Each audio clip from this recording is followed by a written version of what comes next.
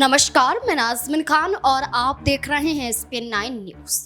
क्या हिना शहाब और उनके बेटे ओसामा शहाब अब विधानसभा का चुनाव लड़ेंगे? क्या आरजेडी मुस्लिम समुदाय को साधने के लिए अब दोनों को ही विधानसभा चुनाव में टिकट देती हुई नजर आई? वो हिना शहाब जो दिवंगत शहाबुद्दीन की पत्नी है और शहाबुद्दीन के अगर वर्चस्व की बात करें तो एक बाहुबली के रूप में और सिवान में शहाबुद्दीन के बलबूते पर ही लोकसभा का चुनाव कई बार आरजेडी जीतती हुई नजर आई है।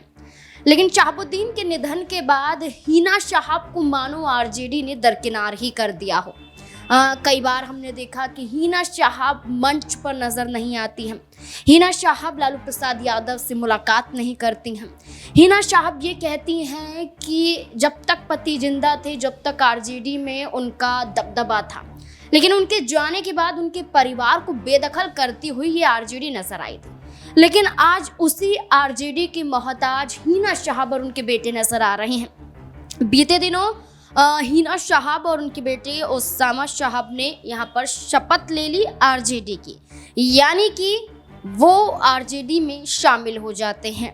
और आरजेडी में शामिल होने के दौरान मौजूद नजर आते हैं तेजस्वी यादव, लालू प्रसाद यादव। अब चर्चाएं हैं कि लोकसभा चुनाव में हिना शहाब सिवान लोकसभा सीट से चुनावी मैदान में उतरी थी, निर्दलीय वो भी, क्योंकि आरजेडी ने यहाँ पर अवधेश को चुनावी मैदान में उतारा था। जेडीयू पार्टी की तरफ से विजय लक्ष्मी चुनावी मैदान में उतारी गई थी।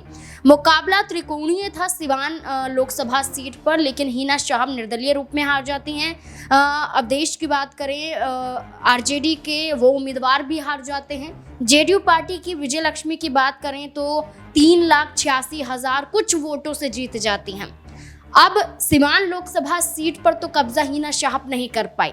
चर्चाएं हैं कि आरजेडी की तरफ से, लालू प्रसाद यादव की तरफ से सिवान विधानसभा सीट पर हिना शहाब चुनावी मैदान में उतर सकती हैं। सिवान में लगभग 3 से 4 यहाँ पर विधानसभा क्षेत्र आते हैं और इसमें देखा जाए तो यही तैयारियां हैं कि मुस्लिम वो सीटें जहाँ पर आबादी ज़्यादा है ऐसे सीटों पर उतारा जाए। अब चर्चा है कि सिवान में ही मौका फिर से हिना शहाब को मिल सकता है।